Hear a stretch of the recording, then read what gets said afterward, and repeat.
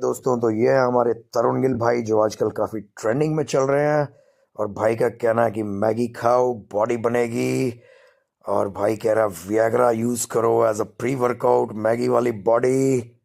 अरे मैगी से बॉडी किए वो पंप देख रहे हो सुहाग रात से।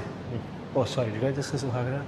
नो नो, वायग्रा से। तो गाइस आप इसकी बात पर बिल्कुल ध्यान मत देना। कोई उल्टी सीधी चीज मत लेना। Just enjoy your life. Subscribe like share guys.